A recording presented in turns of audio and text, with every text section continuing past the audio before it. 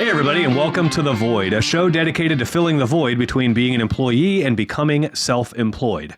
Most people refer to starting their own company as taking the leap, as if they're blindly jumping off a cliff and into the unknown. This show is here to help you understand that it doesn't have to be that way. As always, if you like what you're hearing on the show, please do us a favor and help share The Void with somebody else who might be wanting to start their own company. We saw an opportunity to help others understand that self-employment is well within your reach. And just as our businesses have grown organically and by word of mouth, we want this show to grow the same way. So if you see somebody asking questions about starting their own service-based business, please do us a favor and send them a link to the show. I'm your host, Mitch Smedley, and with me as always is David Hilton. You know, you and Austin look really cute today. Yeah, we got matching shirts. Got matching shirts on. Got some new company shirts in. We went green this time. Do you text him in the morning and say, this is what I'm wearing? I expect you to do the same. No, because Austin only has like 2 pairs of pants. And I'm pretty sure Austin does not own a shirt that he's paid for. So every shirt that Is that true, Austin? Or that's not what I'm thinking about. I'm thinking about just like all the green screen opportunities I can do with Mitch now with his green shirt. That's gold. That'll be great. That is gold. He'll have like old-timey black and white photos with no sound on them playing on my shirt the whole time. Or it'd just be like VeggieTales where it's like just a head and you see like plumbing tools. That'd be hilarious. That would be hilarious. It's like Three Stooges playing on my shirt. After this podcast, he goes, "Do you know, like, hey, I made a mistake. I didn't realize that Austin said we need purple, dude. We need purple. Oh my God. Oh, man. Yep. Busy week this week. Royals in the playoffs. I know you don't care. I do care. Do you? I do. How many baseball games you watch this year? None. I tried to go to one. I got outvoted by the family. I don't go to baseball that was the games. last game they played at Kauffman, and they got smoked. Yeah. So they played like shit for a while. Maybe we might play again. Well, if yeah. If they do well in the playoffs. Yeah. So playoff tickets will be expensive. They always are. Yeah. They're worth it though. It's crazy. Like when you go to a Chiefs game, it's always full, so that energy's always there. Yeah. But when you go to a Royals game, it's more like it's laid back. It's just net. But when you go to playoff games, it's like going to a Chiefs game. Yeah. It's a lot of fun. It's a lot of fun, man. We went to the year that they won the World Series. We went to the ALCS, one of the ALCS championship games. Yeah. And that one was pretty fun. Pretty fun vibe. The only game we actually got to go to was in 2014 when they won the wild card game. Yep. So I bought tickets and we went to that and it went extra innings. That was maybe the coolest sporting event I've ever been to. Yep. Like just everyone was excited and it was a lot of fun. Yeah. People don't, that's the one thing, like I don't go to Chiefs games just because I don't get to see the game as well and I really like to watch and study the game. You're going on Monday. Right? I know. Can I finish? But it's just a pain in the ass. But like when you go to those type of games, like you get to the real experience and all that. Like that's different. Yeah. Playoff football is different. It's just all different. But yeah, I am going to the game with you next Monday. Yeah, I know. I'm going to have a lot of fun. You're going to have a lot of fun because we got a badass tailgate. We got seats with a great view. Fucking George coming into town. Hopefully. Yep, hopefully. If another fucking hurricane don't hit him. One of our longtime podcast listeners. He's a legend. He's a legend on this show. One of our Tradewinds members is going to fly in and spend a couple days with us and do a podcast. With any luck, we'll take him to it. He'll get here. There's a hurricane kind of threatening. Yeah. Which I don't know how there's nothing on the radar. Like this is all just it's development. All the experts saying it's going to happen. Yeah. I mean, let's be honest. They know. They don't know where the hell it's going to go, but they know it's going to develop. Yeah. Yeah. And so, we're waiting on final confirmation with the weather because obviously no man's going to leave his family behind with a hurricane threatening the area. So, but we'll see. I mean, it depends on what's on the line. Depends on how much I like my wife this week. Some guys just it's been mouthy. Babe, you're on your own. Yeah. Some guys just got to get his ice cream. Yeah. You're right, babe. Think of my reference? No. Joe Biden ice cream. Oh. He'll leave you hanging. Yeah. That's good. Yeah, babe, you're right. God. You are an empowered female. Good luck. Wow. Yeah. Wow. Ugh. What do you want to talk about today? Today. Hey, I forgot to start my clock today. You forgot it. That's all right. It's only been like 5 minutes. We start topics anyways. Yeah. Yeah, that's true. Today we're going to talk about the mindset that it takes to be a champion. So no, we're not talking about the Chiefs, you people that keep sending me emails. No. Because all the haters would say anyway, that's not a championship mindset. That's just the refs. That's right? just luck. Do you think the refs pushed Mahomes into Rashee Rice? Yes. I'm pretty sure they did. Yeah. I think the refs were also at the hospital, like making sure it was torn. I don't, the whole thing of the refs, and not just with the Chiefs, with any game. Yeah. You know what I mean? There's these people that they're literally killing the refs because they're so disorganized, they're so awful, they can't do anything. But then out of the other side of their mouth, they think they're so organized that they can fix games. Yeah. Like, which one is it? Yeah. It can't be both. Right. But like, what are you talking about? Stop. Right. Stop. Well, and then, so like, the refs beat the Chargers, right? And the refs beat the Chargers? Or the Chiefs. The Chiefs beat the Chargers. You on the inside take? Freudian slip, yeah. No, the Chiefs beat the Chargers, and nobody really has any ammo to blame the refs on this one. Like, no. Yeah, I'm sure you could get picky about a couple of calls or whatever, but it's like, hold on. They had like 3 minutes left. They're behind. It's like 4th and 1. Yeah. And they chose to kick instead of go for it. Like, do you think the refs were in the huddle going, no, you will kick? Yeah. Like, no. How did the refs help him here? He's over there giving the hand sign. I mean, middle finger means you got to give up. Sorry, right. I don't know what to tell you. It's so dumb. Some people are just too online, and like you start getting to those weird conspiracy things of like. And ultimately where all that conspiracy stuff comes from and where the people want to say that the refs are on the Chiefs side and, all of these things, right? And they're going to loop in Taylor Swift into all of that and everything. They're doing that. Just die. It's literally seeing her face. It's literally the focus of today's show. They're doing that because they have no clue into the mindset of a champion, right? And so Tom Brady, I know you don't like Tom Brady, but no, I'm tired of seeing him. Tired of seeing him. Well, tired of seeing now him. You get to see him on TV for like 10 more years. Dude, he's awful. Yeah, on the broadcast. It's awful. He has a little kid. Like, it looks like a Weekend at Bernie's, like a talking Bernie. It's like, for someone who knows so much about the game, like, he makes Tony Romo. Yeah.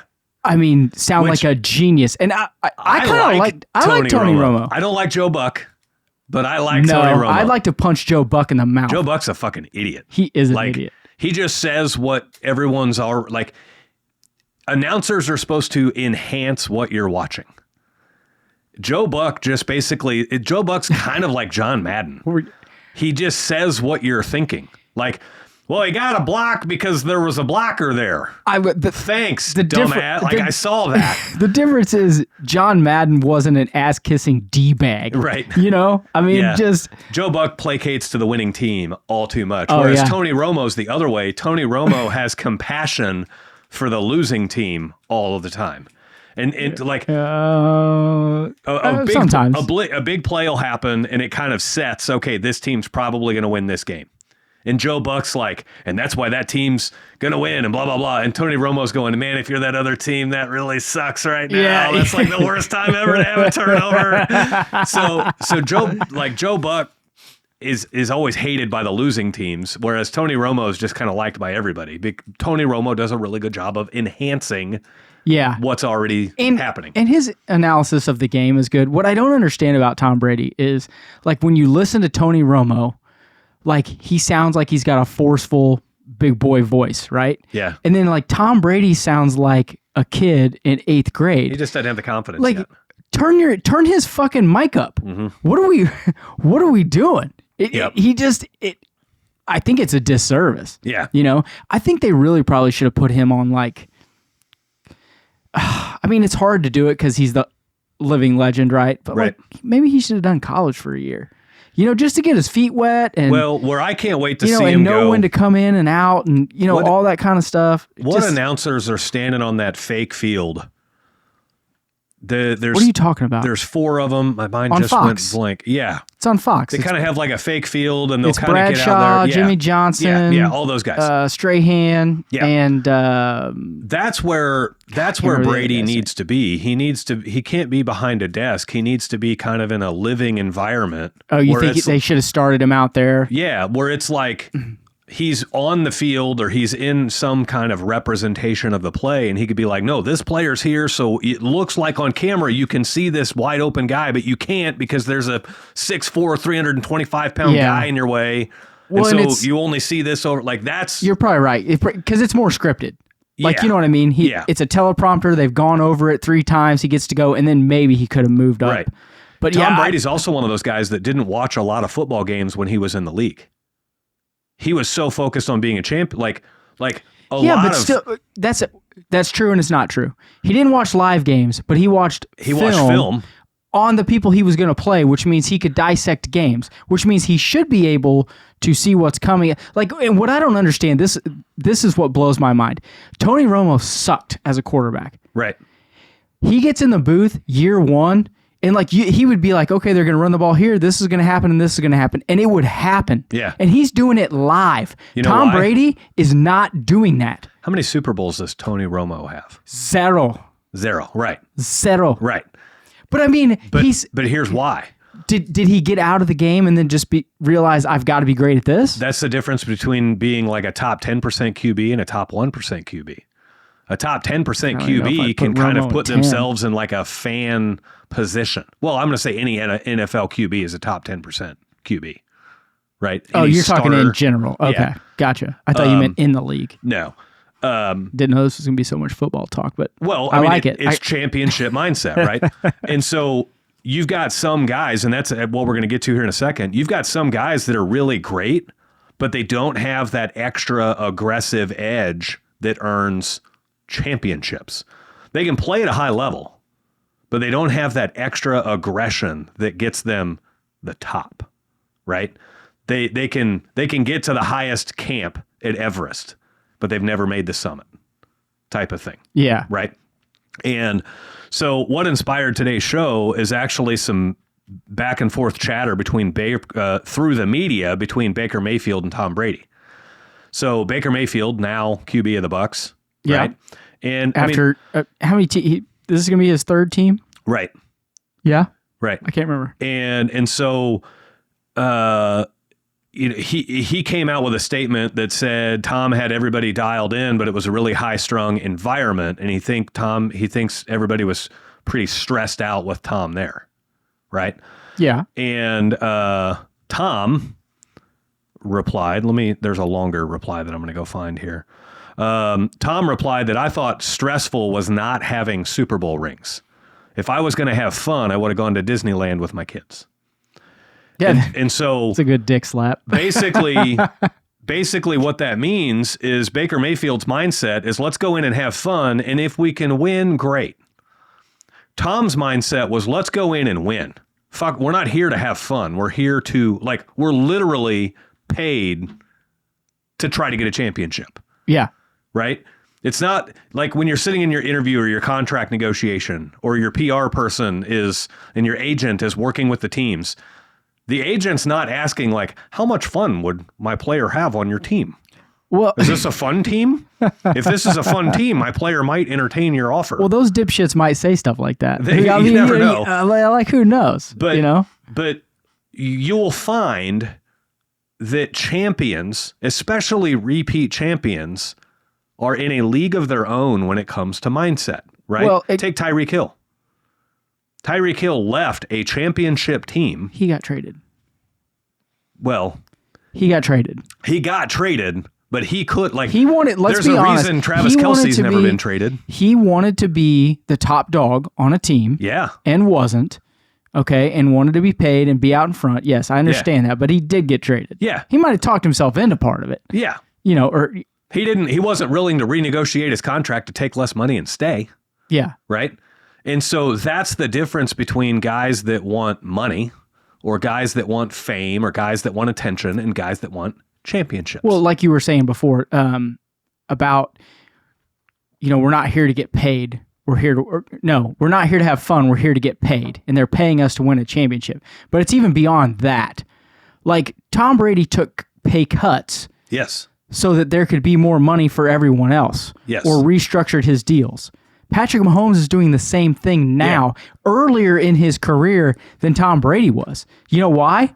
Because he wants to walk out there with more than 7 Super Bowl rings. Yeah. That's why. Hey, if you like what you're hearing on The Void and you want even more info, we just started a mentorship program specifically for trades professionals to start their business or to get their business to an incredibly healthy position. So if you'd like more info, click on the link in the description of this show. So it's not even necessarily about money. It's I will sacrifice money to be the greatest. Right. And when you're in a league that, quote unquote, the greatest thing is being the top paid athlete, and then you look even beyond that, now you're not only going from, Super Bowl winning quarterbacks or 2X Super Bowl winning quarterbacks, you're going even beyond, you're talking 3X winners. Right. You're talking about people that are on even another level. Right. And what creates that? Mindset. Right. The championship mindset. Your determination to win literally outweighs the want for money. Right. That is one of the pinnacle things. It's the same thing as, I shouldn't say that. I'm not going to say that. I'm going to say it's kind of like, it's not the same.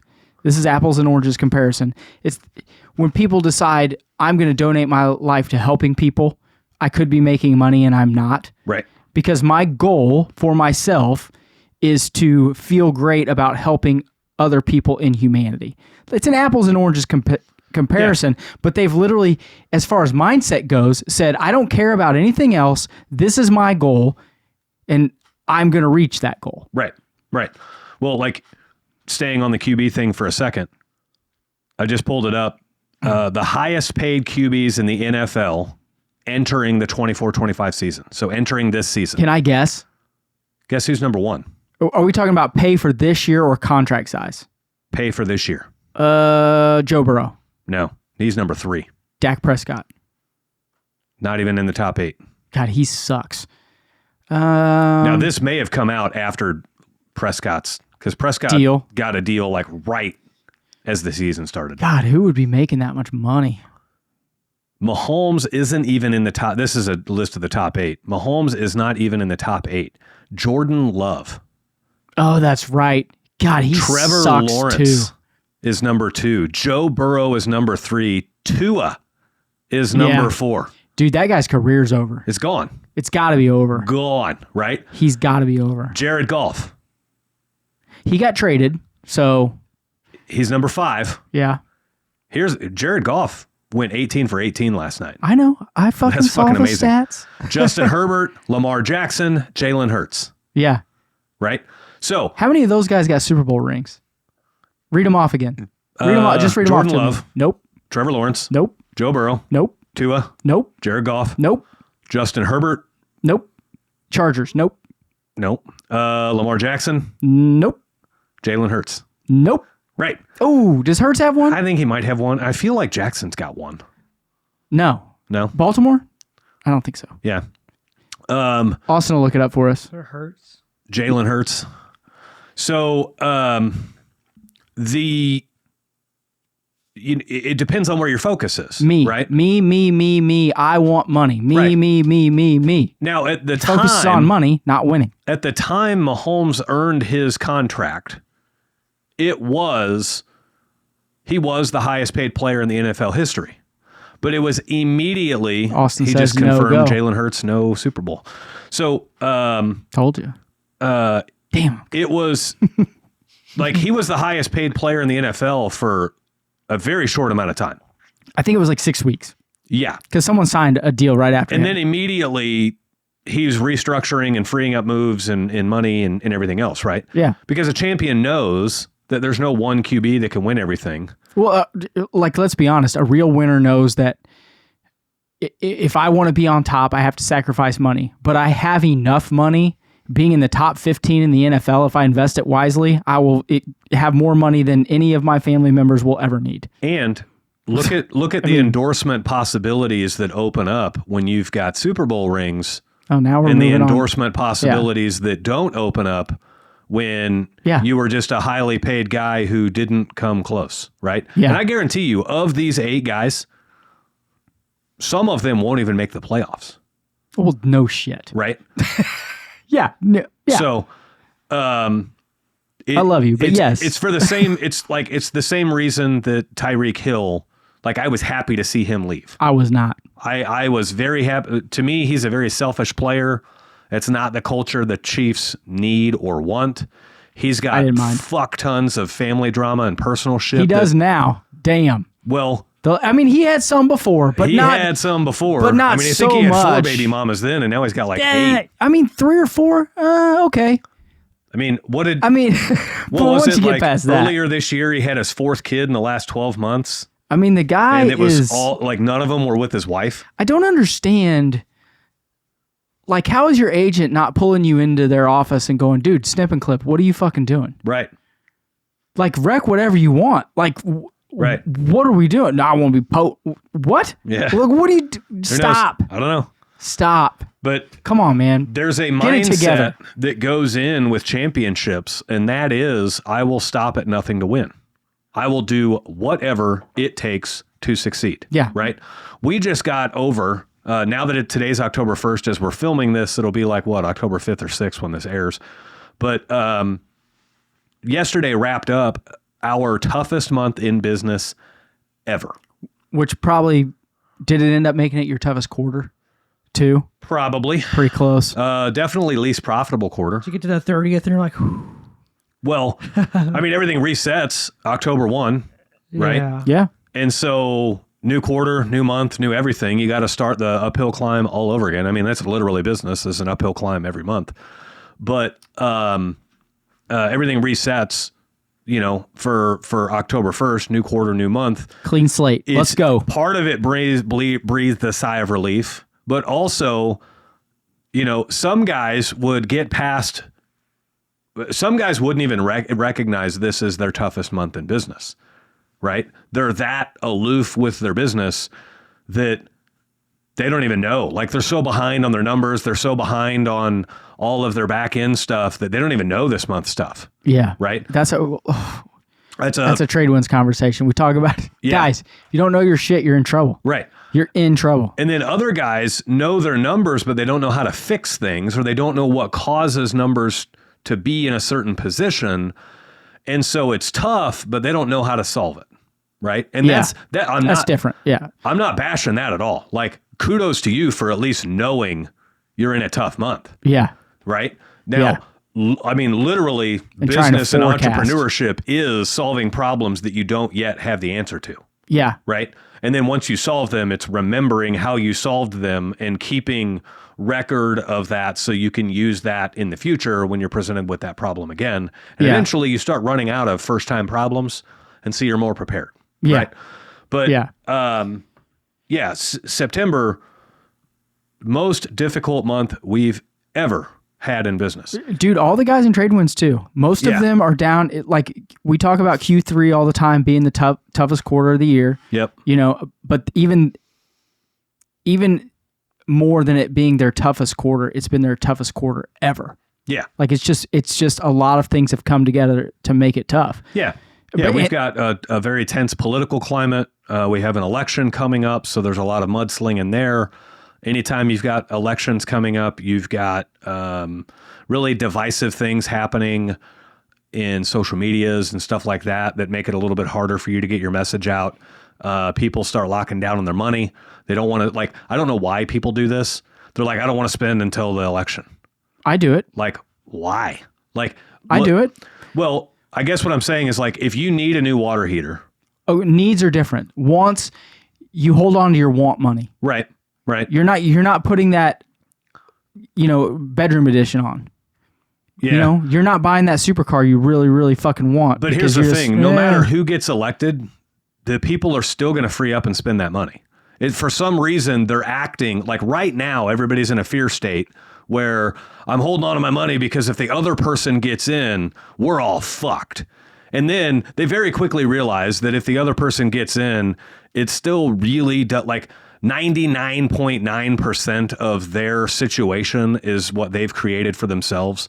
I would never give Trump or Biden any accolades towards my success, none whatsoever, because they weren't out there. Topic for another day. Well, they weren't out there working the late nights and evenings to bring in the money. They weren't using the discipline to hang on to the money. No, but if the economy's great and people are making more money, it's easier for them to let go of the next upcharge that you're selling them.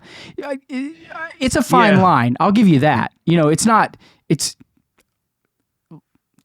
credit. How about that? Yeah. Or discredit. Yeah. The thing about when an election comes along, it's not that people hold on to their money because they think that one candidate or the other is going to make it beneficial. It's just the fear of the unknown, right? And the fear of the unknown makes people just hold on to what they already have, right? Okay, and then once the fear of the unknown is over, then they free that money up. Right. That being said, as a small business owner, you just have to take that into account every 4 years. Okay, this is going to happen. I need to be prepared going into Q3. Yeah. And if you're prepared for it, knowing that that's going to happen next election cycle, it's just a blip on the radar for you. Right. You know, because you're prepared. Yeah. And that's what I was talking about, like first time problems, right? Yeah, a lot of people listening to this show, this might be their first election season as a business owner, and you're learning a lot. Yeah. Now remember this for 2028. Well, you and I talked about this the other day. You were trying to get your employees to take off time in Q3 because it's the slow period, right?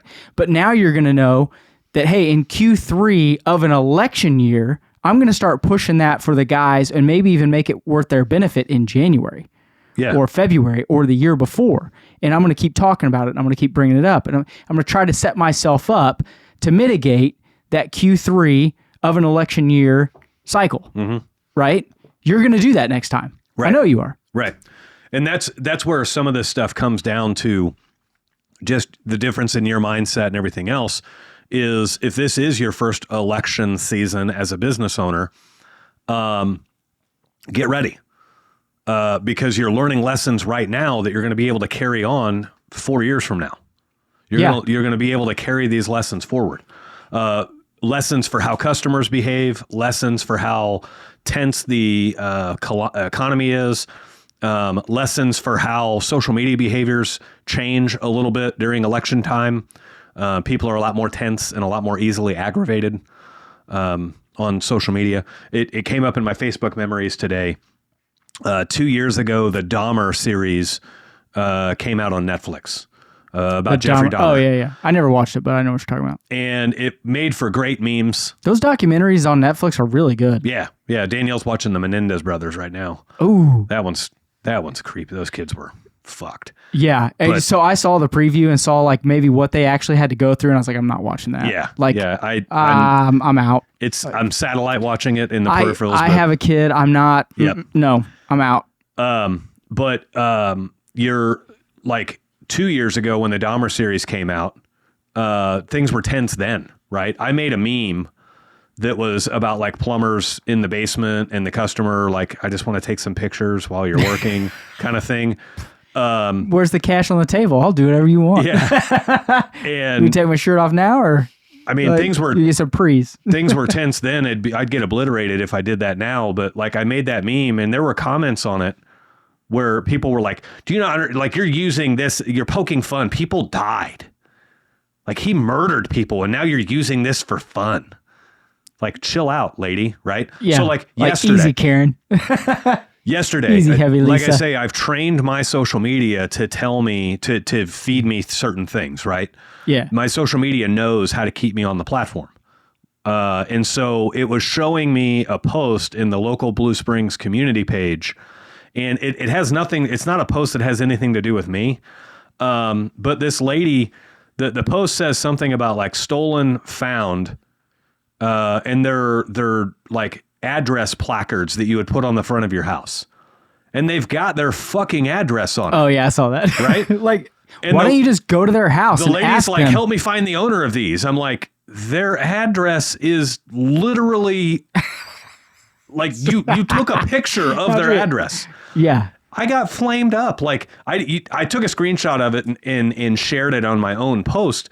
But like in the actual community post, all these fucking Karens are like, the world would be a lot better place if people like you would just keep your mouth shut. And like, you're not helping. And I'm like, I don't know how much more I can help. I literally told you there's where they live. Like, you told yourself that, but I mean, come on. That's why I stay off social media, because my post, like, my reaction would have been, are you telling me that by me pointing out and helping got you fired up because you're so fucking stupid you couldn't understand it? Like what is you're happening? Like in the military, and you're having to like do an operation. I can't. Are you tired of complex and high credit card processing fees? The Void Podcast has negotiated exclusive rates for the Void listeners. This program's tailored for trade businesses like yours. And if you're using House Call Pro, switch and you can expect to save $80 for every 10,000 you process per month. Don't let high processing fees drain your profits. Visit empowerpayments.com/the Void or call us at 913-423-1265 now and unlock your savings.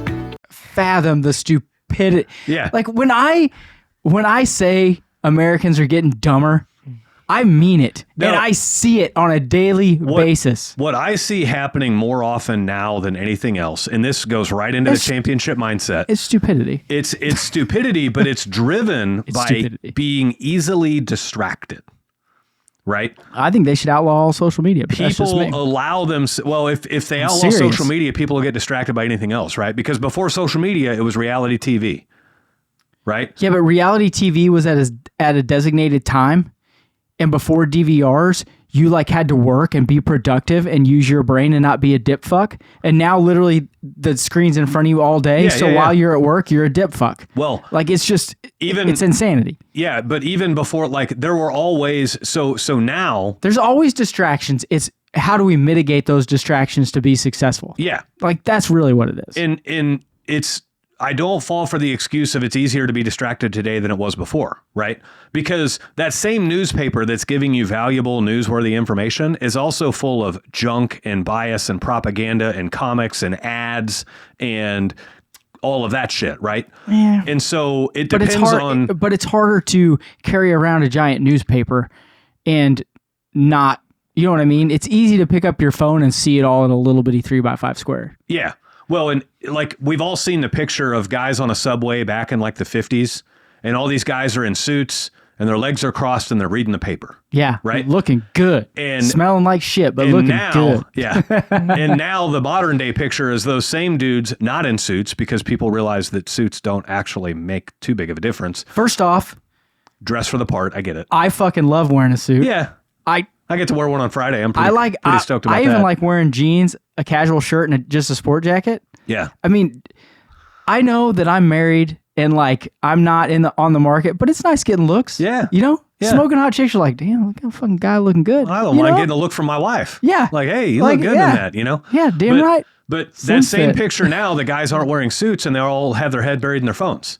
And everyone's like, this is the problem with today. Everyone's so preoccupied. I'm like, the image is the same. Yeah, but it's the information subway. Delivery device is different. Yeah. Right?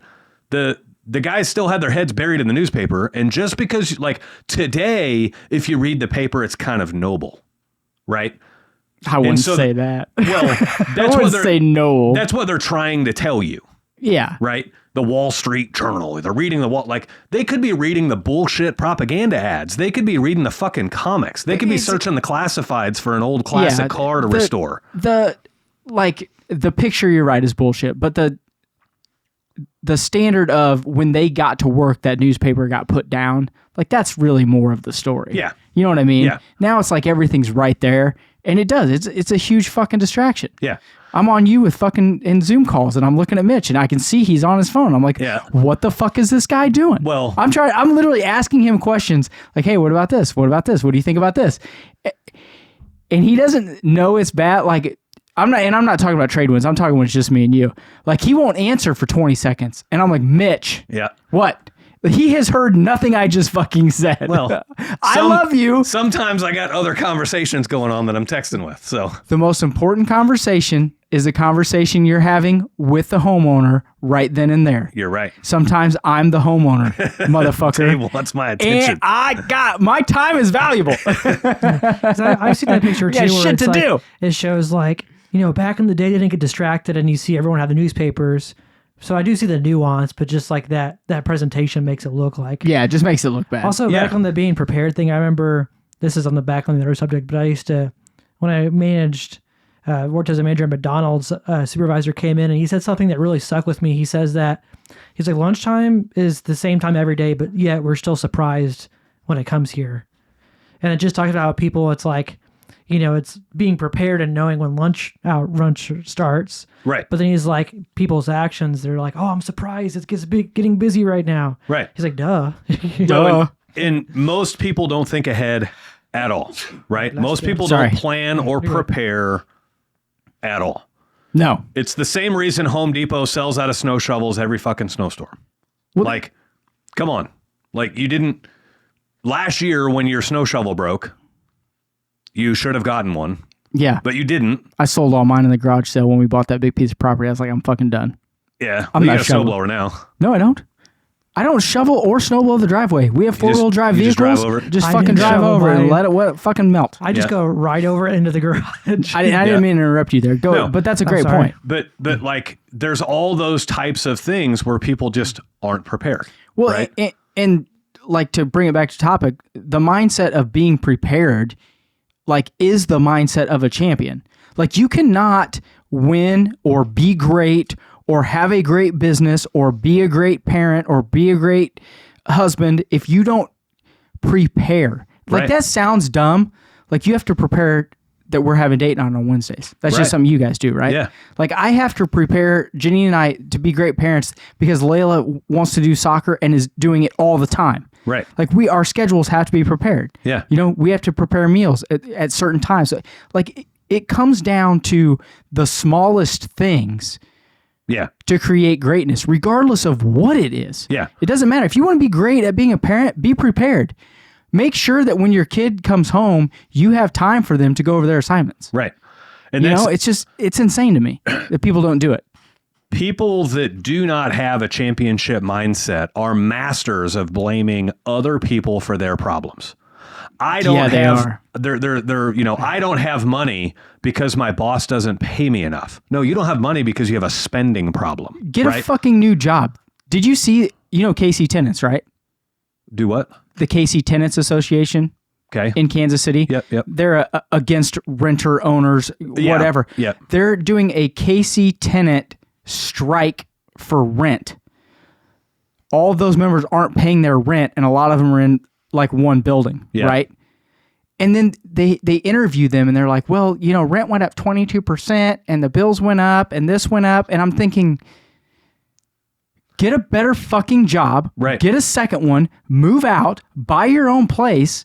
Like, but what you were just saying is they're blaming someone else for their problems. Right. Get off your lazy fucking ass and do something about it. I can't control the price of rent. I can't control the price of milk. I can't control the price of eggs, but I can control my income.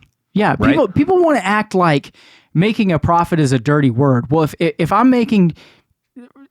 profiting $100 on my tenant every month, Right. $100, right? But then taxes go up and utilities go up and everything goes up, but I have to maintain that $100 profit to keep the business open. Yep. Right. Well, where does the extra money come from? I got to raise rent. Right. Yeah, You can't blame. tax the rich. Yeah, the rich are going to pay their fair share. Wait, why did my rent go up? Well, because the rich owns the fucking building you live in. Yeah. It's just And they're going to do what they have to do to keep making money. Yeah. You know why? That's their job as a business owner. You know why? Because they're fucking winners. Right. You know what I mean? Yeah. They're fucking winners. Get off your... This whole... I know we're getting off topic here. This whole mentality of there's going to be this utopian society and everyone's going to be fair and general and it's going to be great and that's what we're working for and that's why we vote Democrat and that's why we do all this. That is a fucking pipe dream. Right. That's not reality. There will never be everyone looking in the exact same direction. That's what makes art great. That's what makes music great. That's what makes life great, is that there are so many different personalities and so many other things to focus on. It's impossible. I mean, unless you just want to all be robots. Right. I mean, that's fine. You can live in a cage like the fucking zoo animals do. We're all that poor. post you put about the lion being free and the one that gets health care and free food but is living in a cage. Like, what do you want to be? Yeah. It's insane to me that people are so dumb that they can't see that. Right. And a champion, to a champion, freedom is the ability to go out there and fight for their riches every day. Or goals. Doesn't have to be riches. Well, they're goals. Whether the goals be riches. Riches don't necessarily mean monetary riches. Okay, I see what you're saying. I So- thought that's what I thought when you said that. So like fight for like every day to be able to fight for the relationship that you want with your spouse, to be able to fight for the relationship that you want with your kids or with your employees. Yeah, if you want to help the homeless and go out and battle for it. Right. Like that's your mission. Right. So, the post that David's referencing is it's a thing I shared on social media recently. It pictures 2 lions. One of them's standing out in the middle of the African desert, and the wind's blowing through his hair. Yeah, looks and then, good. And then Freedom. the other one's behind bars in a cage in a zoo. And it says one of these lions has free healthcare, free food, free lodging, and is taken care of every way under the sun. Yeah. The other lion has freedom. Which do you want? Yeah. Right. And Yeah. and I want to be out. What that comes down to is so those lions don't really have a choice, right? No, they don't. But if they I don't want to go on another thing. If they just mauled a couple people, maybe they'll let Well, they get put down if they maul a couple people, but I'd rather be put down than live in a fucking cage. True. So Can you imagine me being in jail? Maybe that's what Harambe was going Dude, for. I'd never fucking make it. I'd lose my mind. Yeah. I'd be insane. They'd have to put me on fucking 1,000 milligrams of Xanax twice a day. there you go. Yeah. Like I couldn't do it. I could You're talking never about do that it. gorilla? Yeah, Harambe. No, I don't know. What are you talking about? Dude, this kid fell in a gorilla cage, and so basically they ended up shooting the gorilla because it was coming towards the kid. Oof. And people were like, "Justice for Harambe." And I'm like, dude, Yeah. Yeah. Yeah. Well, so the difference He's between like, I'm free. the difference between those lions and people is we have a choice. Right? We can choose freedom, or we can choose the nice, safe, secure life of paid for healthcare and paid for food and all of that shit, right? And we get on a And- whole nother topic of who's really paying. Well, right. Obviously, somebody's got to Nothing's pay free. for it. Right. Right. But what I'm saying is the moment you relinquish control for somebody else to take care of you in some way, shape, or form, whether it's food, clothing, shelter, anything, Yeah. you now have less freedom than you did before. So Yeah. what do you really want? Do you want freedom, or do you want, freedom comes with struggle, and with freedom comes chaos, right? Do you want freedom, or do you want comfort? Because with comfort, things are provided for you, but also your ability to choose for yourself gets greatly reduced. Yeah, you think that lion gets to choose, am I having antelope today? Right. Or am I going to have raw steak today from a cow? Like, no, he don't get to choose. Right. He's just, does he have, 15 lionesses in there with him? No. Right. No. Right. He's a caged beast. And so you could get onto an argument about the people abusing welfare and all of those things or whatever. This isn't about that. And what's funny is the people I didn't even think that, but yeah. The people that want to go down on that rabbit hole, they're not even champions. Right? No, they're fucking losers, man. Losers argue about people abusing the welfare system. Champions are thankful that they have the decisions to make every day to avoid the welfare system and leave that for the people that need it, right? Preach. There are always going to be people every single day that abuse systems in one way, shape, or form. Champions don't care about that, right? It's no different. You watch any great NFL person and you hear them talk about the refs. The non-champions will bitch about not getting good calls. The champions will say, yeah, you win some, you lose some. Yeah. You got to play so well that even bad calls aren't going to take you out. Well, just not to come all the way back to Tom Brady, but when Deflategate happened and all those things and him and Bill Belichick, they did the same thing. Well, you win some, you lose some. Mm-hmm. Right. Champions find a way to win. They find a way They to find win. a way to win, whether it be in life, whether it be in relationships, it doesn't matter. Yeah. They find a way to win. Yeah. So if you have a mediocre life, it's because you chose it. And if you have a championship style life, it's because you chose that. Yeah, I love the people. I can hear them now. Well, the privileged white guys, they get this and they get that and blah, blah, blah, blah. Stop. Yeah. Stop. Most privilege is nothing today. When I Zero. When I drive through shit parts of town, guess what? There's all colors down there. Yeah. There's Mexican guys down there. There's black guys down there. There's white guys down there. It doesn't matter race. And it doesn't matter. They have the same access to the same information that you and I do. Once you pass grade school, then literally your access to information is your ability to seek and choose a mentor. Your access to information is your ability to pilfer through the information you're seeing on the internet and choose what's legit and what's fake and what's a spam or a scam and what's, not. Yeah. So you're, once you make it through high school, it's like literally anybody in the world could be on any path they want. All right, so you've newly started your company and you're trying to pinch pennies. However, you don't realize the biggest thing that's hurting you right now is not gathering all of your information into one spot and making it super efficient for you to use. So the answer is Field Pulse. It gets you off of paper tickets. It gets you off of all of that crazy office work at the end of the day and reconciling all that stuff. And it lets you organize everything with ease. It puts it all into the computer. It actually puts it all into the cloud. So it's not even putting it on your computer. And it lets you organize your customers. It lets you organize all of your service calls. Heck, it'll even route you to your service call. And the best part is, even after all of that, you'll probably realize about a 100% growth in your business just in the first year of using Field Pulse. So if you'd like to check out Field Pulse and see what great looks like, click on the link in the description of this show. Right? Lady Gaga shared a photo a little while ago where this was right when Facebook came out. She shared a photo of a group that was created to make fun of Lady Gaga. Okay. And I can't remember her real name.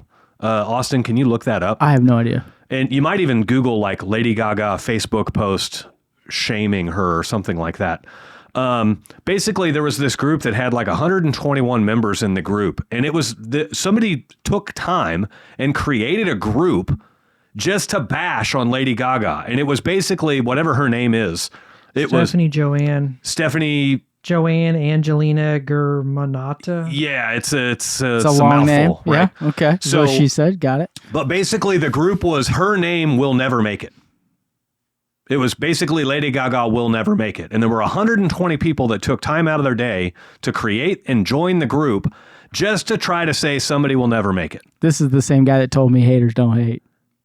I know. Well, it's insane, man. It's fucking insane to me. So the difference there, though, is they may not have liked her, but so like a hater is somebody who's actively doing things to prevent your success, right? A non-believer may or may not be a hater. Same thing. Right? I mean, we're splitting hairs. Yeah, kind of. Splitting hairs. But,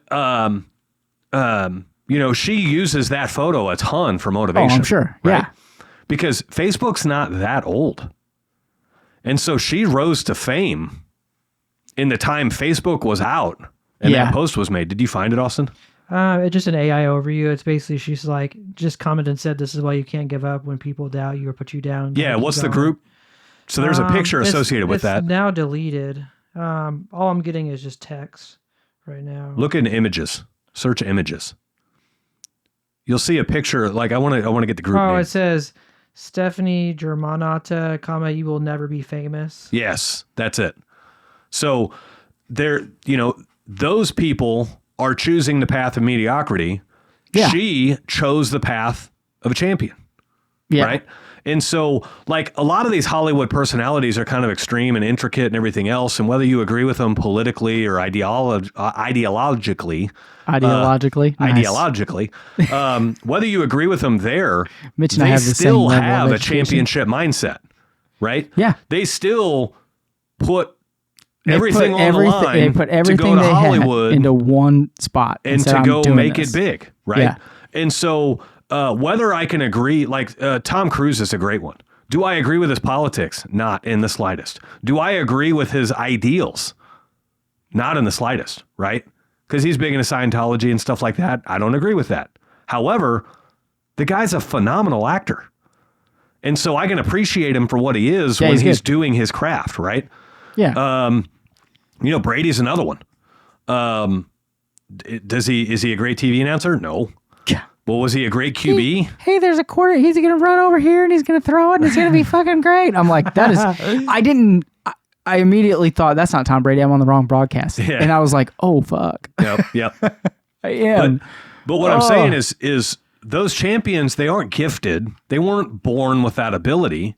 They're waking up every day with the choice to be average or the choice to be a champion, and they're choosing the champion life every day they wake up. Yeah. Right. I love the, just to go back a little bit, like what you were saying, I love the excuse that people are always, especially in this country, are like, oh, well, they're born in the projects, or they're born in this low rent area, and their parents didn't make them go to school, and they didn't make them do this, and they didn't do this, and there were no opportunities, and this and that.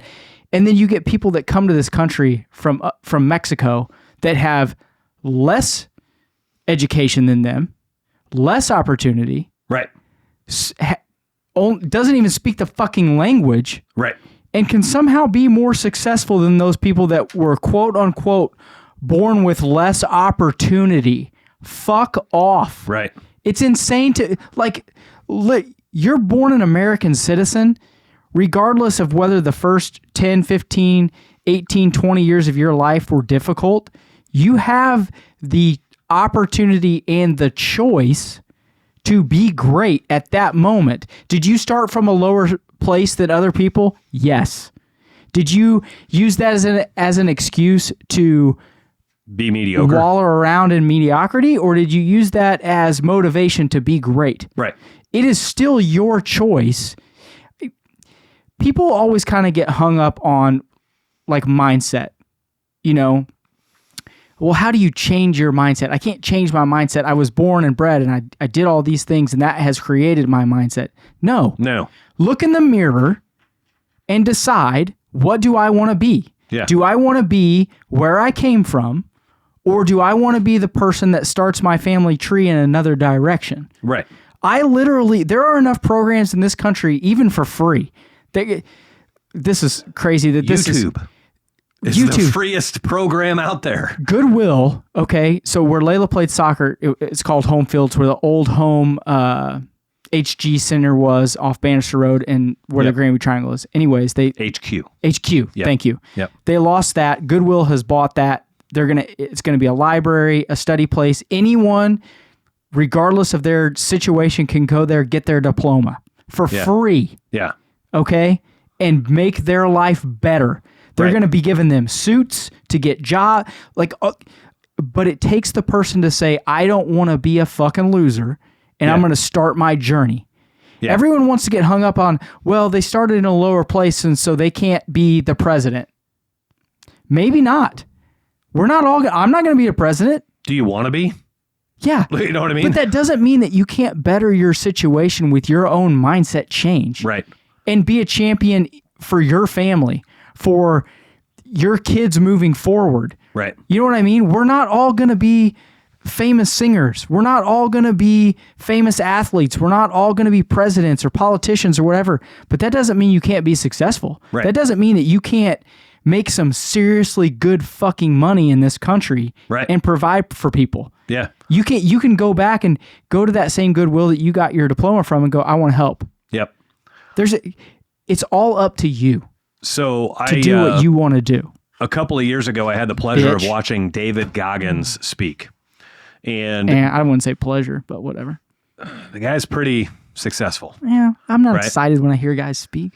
Well, no. I'm excited when you say pleasure, that's Well, I'm excited about hearing guys insanely great accolades, right? So anytime I can learn from a champion, I want to.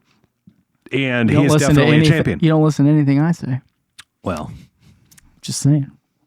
I showed you. That's not true. He does listen to me. I will say, like, my career is made because of YouTube. We talked about YouTube. Like, had I not got on YouTube and figured out how to use a camera and like stay at it for a long time, I wouldn't have had my job here. Right. So it's like my whole career is built upon because I didn't get that taught. Now it's what's the next level. But you aren't giving all the credits to YouTube for that. Yeah. Right? You're giving the credit to yourself for having the discipline to stay with it. Yeah, and like pause the video and go actually do what I'm being taught on YouTube kind of thing. Right. And so with David Goggins, he's been through I don't want to See the guy that went to jail? No, he has surpassed the requirements to be in all of the elite special forces of all the branches of the military. Oh, I was thinking of someone totally different. Okay, I know who you're talking about now. He is actually pretty cool. He's badass. Yeah. I thought you were, I was confusing him with someone else. I had an opportunity to hear him speak, and obviously it was about mindset, because he has one of the strongest mindsets of any human on earth. Yeah. Right. I'm going to make this happen. The amount of pain he chooses to endure. He does not have to endure this, but he chooses to go into the Army and become the special, become an Army Ranger, and to go into the Navy and qualify for the Navy SEALs, right? And now he does these, like, well, I don't know if he still does. He used to do these 100-mile races, right? Where you're running 100 miles. That's a long, what is that? 2.5, what is that? 4 marathons? Yeah, 22.6, so basically 4 marathons. Yeah. There's a guy in my church, he runs 18 miles, and he said it takes him like 3 hours. So I can only imagine how long it would take to do 100 miles. Right. And so, here he's doing all those stuff, and everybody was talking about his mindset, and he was like, you just have to not quit. He was like, you can go into all of these things with the toughest mindset ever, but what I see break everybody is a millisecond. You have a millisecond of a doubt. 1/100th of a second, doubt creeps into your mind. Yeah. And then another 100th of a second later, you consider the doubt. And then another 100th of a second later, you allow that to make your decision for you. And another 100th of a second later, you choose to quit. And it all happened in a fraction of a second. Yeah. And so there are 8,640,000 milliseconds in a day. And champions choose to not give in 8,640,000 times every day. Does that mean there's not struggle? No. There's absolutely struggle. Yeah. Does that mean they win every time? No. No. Right? A champion doesn't win. Like Tom Brady, he didn't win every Super Bowl. Like, how long was Tom Brady in the NFL? 20? I have no idea. I hate fucking Tom Brady. I don't follow him. I just don't. The fact that this show has been so good and it started out with Tom Brady is blowing my mind. I'm going to look it up. I just want to. I'm looking at it now. 40. No, he's 47 years old. 23 seasons in the NFL. From 2023. So 23 seasons, he's got 7 Super Bowl rings. Yeah. Does that mean that every season he didn't win, he was like, well, I didn't win, I'm not the best. Fuck it. No, you keep fucking going. Right. And then it kind of got slanted to where it's like, okay, maybe it's New England. And so he picks up stakes and he goes to Tampa Bay. That was and puts them in the postseason and puts them in Super Bowl contention. To be honest, like when he left, I thought it was a Bill Belichick thing because like he helped win a Super Bowl in Cleveland. Yep. And I was like, oh, it's got to be coaching because like when they show his combine photo, I mean, he looks like Austin. Right. I mean, he just looks like a regular average. Mm-hmm. Not a ripped, like I'm not a ripped athlete. Like if I was at the combine, they'd be like, who is this? Right. You know what I mean? But then he wins. Right. And then he leaves. And I'm thinking, oh, okay. Now we're going to find out the truth. And the Patriots suck and they win down there. I mean, let's be honest. Let's give credit to the Tampa Bay players. They are great. Their defense was great. They won that Super, you know what I mean? Yeah. But it was like, okay. Like he's either sold his soul to the devil. Right. Or he's actually good. Right. He probably should have rode off into the sunset because his career now sucks. But I mean, so far. But it just goes so deep into the ideology that it's all in the mind. It's what you choose, the information you choose to take in every day and the information you choose to avoid. The people you choose to hang out with and the people you choose to distance yourself from. The opportunities you choose to take versus the opportunities you choose to decline. Yeah, it does. Right? You're 100% right because literally he was on top and had nowhere to go but down and still kept trying to get to the next level. I want to do it on a different team. Yeah, fuck it. I'm going to somewhere else because I'm not done. All new relationships. And that's all because I want to do this and I'm going to give it everything I have. Yeah. And deep dive into that for a second, not just Tom Brady, any NFL QB. You're new to a team. There's 53 people. Well, let's call it half. Let's call it 26 people. because you're not really working with the defense too much. Well, but you have to. I think it's more than 53 because you have to literally be the leader of everyone as far as players are concerned, and you have to prove to the people that can have you fired, right? The coaches that rely on, like, I think it's even more than that. Yeah. So you got a 53-man roster plus a practice squad of people that you have to get to know and learn and figure out what makes them tick, because you can't lead somebody until you know about them. Yeah, you can't come in and just be like, well, I'm this person and we're going to be great because I'm here. That's not how it works. Right. It's a team sport. And then you have the whole coaching staff, the whole ownership group, and everybody else, right? Yeah. And undoubtedly, it cost him his marriage, right? Without it, I mean, I don't think so. I think there was a lot of shit going on probably before that. There probably was, right? That's my instinct. I don't want to say that. I don't want to put the NFL as the blame on the marriage, but a person only has so much bandwidth. And there's a reason why incredibly successful business guys are either never married or often divorced. And it's because they have a championship mindset in business and they choose not to allow their marriage enough bandwidth for their marriage to be successful, right? Or maybe they're growing and developing at a rate that's different than their spouse. Yeah. And they were married for 4 or 5 years and they hit a personal development growth spurt that put them on a different circle than their spouse. And now there's a disconnect, right? That can totally happen. That happens all the time. That happens a lot, yeah. Right? Well, another thing you see in business a lot is you get two people that are married and neither one of them came from money, so neither one of them knows how to manage money, and only one of them chooses to learn how to manage money. Right? Yeah. And so then you end up with all these fights and all this friction over money, and it's not the money that caused it. Everyone likes to say the money caused it. It's not the money. No, it's the development. It's the development and the refusal to learn how to manage it, right? Yeah.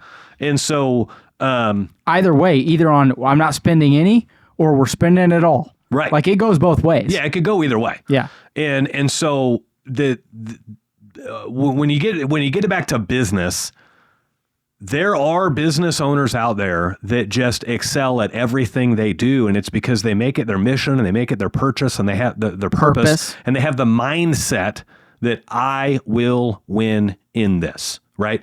Going into September of this last month, and I'm gonna tell you a story about our last September here. By no means am I saying I have the ultimate champion mindset, because Lord knows there were quite a few other people that could have been dealt the same cards I was and came out with better results, right?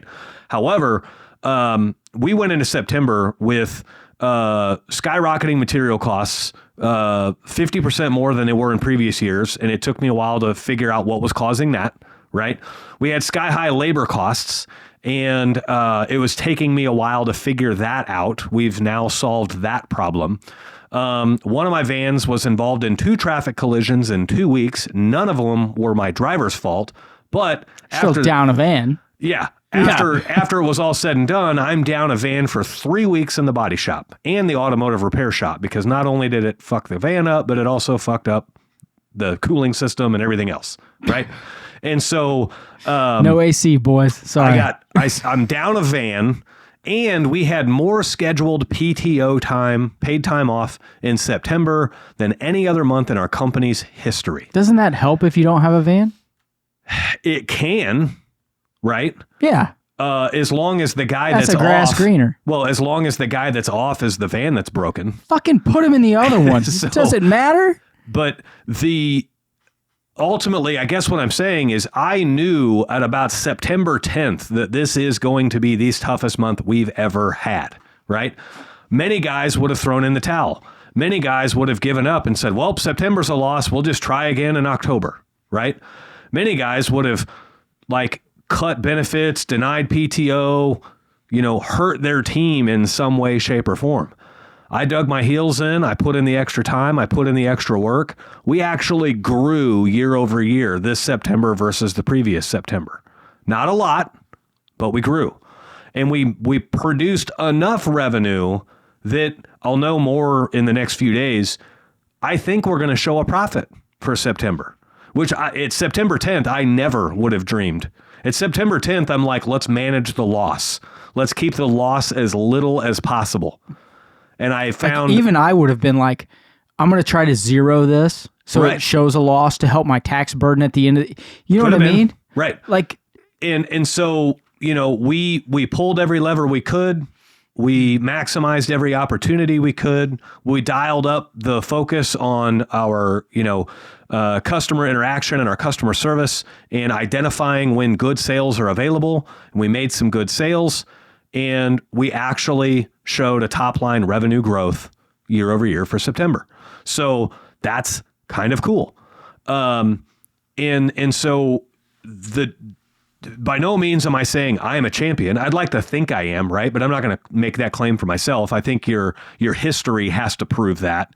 Your credentials have to prove that, right? You can say to yourself, I am a champion. Like if you need that self-motivation, do it, right? I'm not trying to pat myself on the back. What I'm saying is, here is a very real life example of where I was facing the most insurmountable odds I've ever faced in business. And instead of throwing in the towel, I chose to wake up every day and not give up on the problem. Yeah. I chose to wake up every day and continue to work on this problem that I don't know yet how to solve. And we found a way to scrape a win in a month where a third of the way through the month, it did not look like we were going to win. Yeah. And that's the thing about business owners. Like people on the outside looking in at business owners all the time are like, well, you know what? They got their business off the ground and they're doing that. And they think that everyone's just coasting. You know, everyone can just coast and they're making this money and it's great and they've got it and it's going to be great. They don't realize how much struggle there can be at any given time. Right. Like you don't know that for the last 2 months, we were thinking about closing the fucking doors because I've had enough. I'm fucking over it. We're not going to, you know what I mean? You don't know. Yeah. But what separates winners from losers is the ability to wake up every day and go, nope. Yep. We're going to fucking win today. Yeah. Do you win every day? Nope. Right. But you're going to give it everything you got. Right. You know, you're going to try to win that day. You're not going to fold it in. It's those 8,640,000 milliseconds. Yeah. Right. So, and that's every day. And let's be honest. That's every single day. Let's be honest. I don't win every millisecond of every day. No. You don't win every millisecond of every day. No, and the 8 million milliseconds is not about winning them. It's about there was an opportunity to give up. And you didn't take it. And you didn't take it. Yeah. So the people don't realize how fast thoughts come into your head and how fast reactions happen. I know. My brain fucking runs on. I mean, imagine if you're at a bar. Octane 95. Imagine if you're at a bar and some dude punches you. I kill that guy. You don't even think about it. Nah, you just punch it like I'm either dead of a second, or he's dead. You've already decided what you're going to do. Well, right? it's not even that. It's before you're even hit. You're like, oh, I'm going to get hit. Yep. You don't even realize until later that you were thinking, I'm going to get hit. What am I going to do when I get hit? How is this going to happen? Yeah. And then what is going to be the outcome? Right. Like literally in 8 milliseconds. Yeah. All that stuff happens. Have you ever seen, there's a funny video that floats around. It'll come in waves. I'll see it a couple of times and then I don't see it for a couple of months and I see it again. It's this Hispanic guy, and they're probably down in Texas because he walks up to a pair of mounted police. Okay, police on horseback. And he walks up to this cop. I love it. Big. No, I don't know what you're talking about. Black guy, super fit cop. Yeah. Right? Yeah. And just yoked. Yeah. And I mean, the horse is 6 feet tall to his back, right? Yeah. Enormous horse. And so the guy walks up to the cop and they're at some festival where a lot of people are drinking, you know, so the cops are always... That's why they're on mounted so they can see everything. See everybody, yeah. Right. So the guy walks up to the cop and he says, "Is it okay to pet?" And the cop's like, "Yeah." And the guy starts petting the cop's leg. And the cop initially clenches a fist and rears his elbow back and then immediately opens his hand up and starts laughing and patting the guy. Yeah. His instincts said, fight. Yeah, but he was like, okay, he got me. He made a conscious choice. He got me. To not treat that like an aggressive move and see the humor in it, right? Those are the fast split-second milliseconds that we, like, I would encourage anybody listening to this to go find that video. Go search. Like, you may have already seen it. If not, go search it up, because watch the cop's reaction. You can literally watch a guy choosing in milliseconds. I'm going to kill this motherfucker. Right. Right. You're literally watching a guy choosing in milliseconds. Another example of that, as little boys are growing up, sometimes they go through little rotten phases. Sometimes they go through little rotten phases. You guys don't have boys. So that's the dumbest thing I ever heard. It's a continuous rotten phase. Yeah. So our oldest, he was mad one day, and our cat was sitting at the top of the stairs. And our oldest was mad one day, and he put his foot under the cat and flipped him down the stairs. He didn't kick the cat, but he used his foot to catapult the cat down the stairs. Cats are the devil, and I think they should be exterminated. But go ahead. He's walking down the hall, and he's storming out, and he's mad, and Danielle's right behind him. Right? And so our oldest, without kicking, basically kicks the cat down the stairs, but without kicking him, right? Yeah. Danielle, did she kick him down the stairs? She reared her foot back because her instincts were, I'm going to kick your ass down the stairs, right? And then realized, it's a stupid cat, not my son. And then she's like, hold on, I can't do that. It's my son. So she stopped, right? She made a choice to stop, but and then Mitch is looking through the side door. Your instincts guide your mind, and then your discipline controls your mind, right? Yeah. Jordan Peterson says it best, that if you think, what is it? Show came to an abrupt stop. No. It's, I do it all the time. I want to make sure I get the word right, because Jordan Peterson deserves to be credited correctly.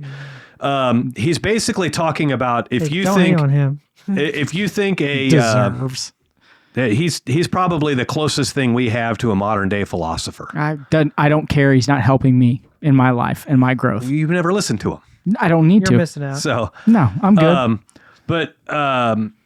He talks about a man who is in control of his emotions is a very safe man, and a dangerous man is a man who is not in control of his emotions. And so when a man's emotions get the best of him, or when a man is controlling his emotions, they're behaving in a very masculine way.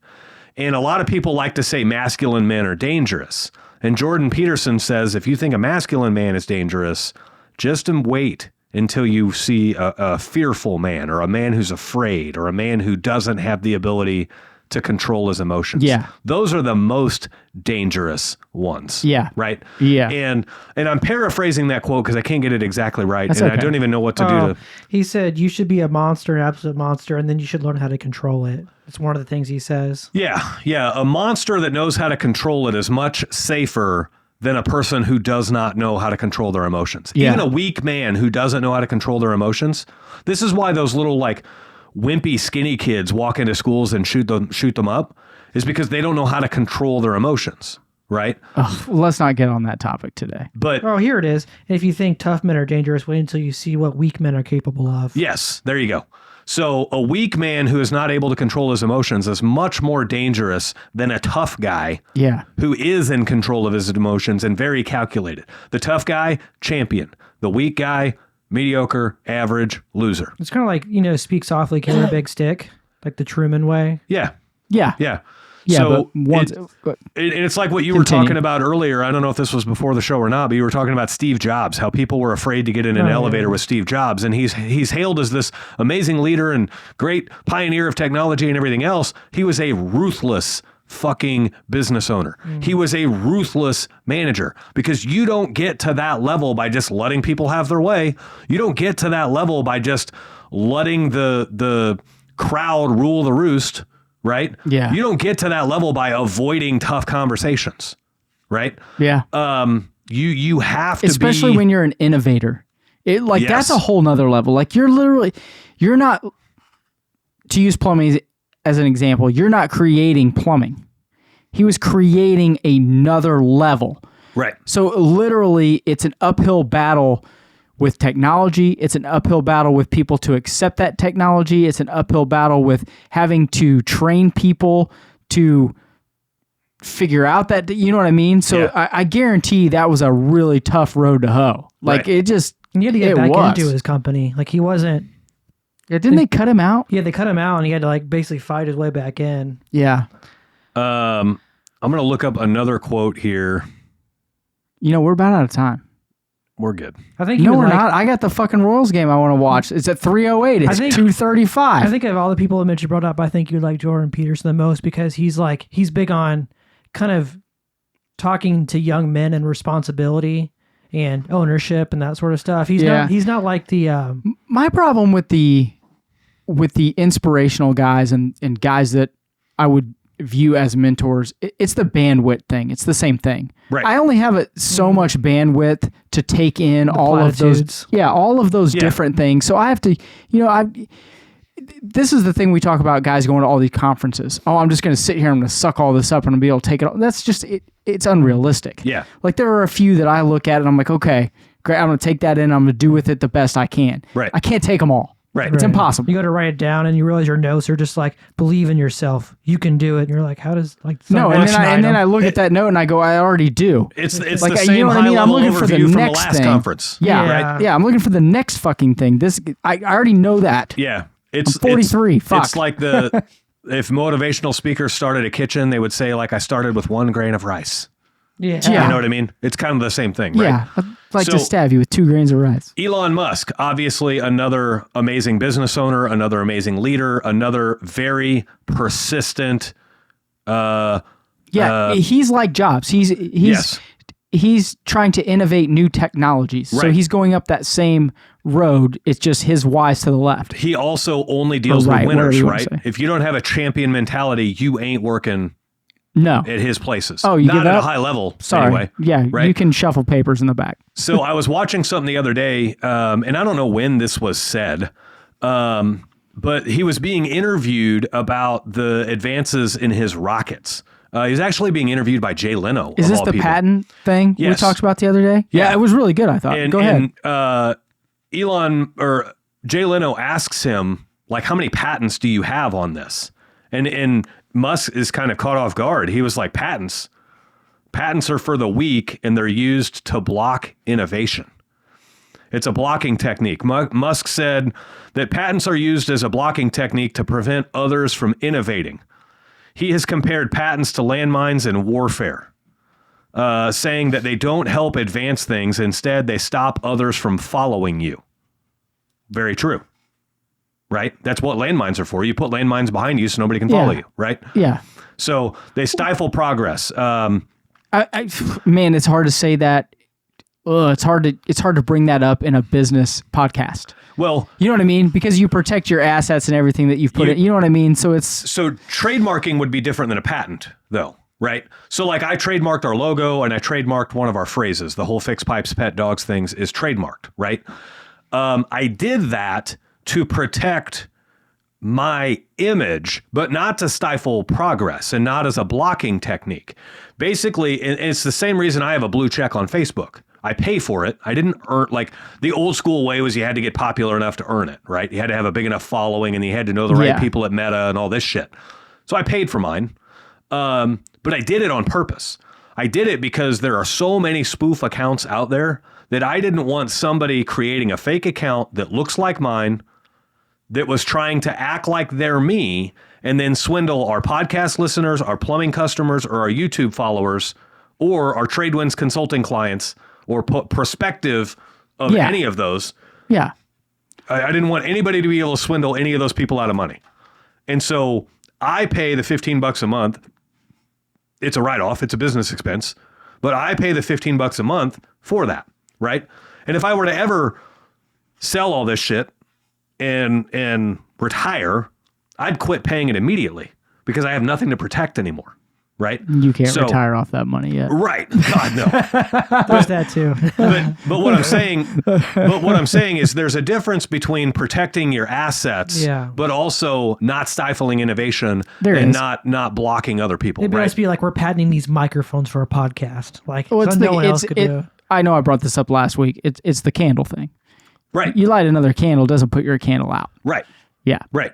And so the champion realizes that I could give you, like, I mean, we've done it. We've had several members of Tradewinds in the Kansas City area. And Tradewinds, I give everybody my entire full playbook for how I built our company. Yeah. Everything. We have 4 guys in Omaha, Nebraska. Right. Guess what? They're all killing it. Yeah. Well, and so we had guys, they're not in Tradewinds anymore, but we had guys in Tradewinds in Kansas City and that are plumbing company owners, right? We have some others in Kansas City that don't own plumbing companies, but these guys own plumbing companies. And I didn't stop once. I didn't hold any information back. I didn't tell them one thing while I'm doing another or anything. Yeah. Because I wanted to innovate the industry. And if you only care about innovating the industry, not for those that aren't in direct competition of you, then you're an asshole, right? Yeah. If you want to innovate an industry, you either do or you don't. And that may mean innovating and helping your competitor who's right across town, who's 10 miles away. You're trying to help them do better too. Yeah. Right. And so there's even that is a championship mindset that a lot of people don't have. Yeah. Champions don't fear other people learning your secret sauce because champions know that nobody else is going to put forth the time, effort, and energy that I have.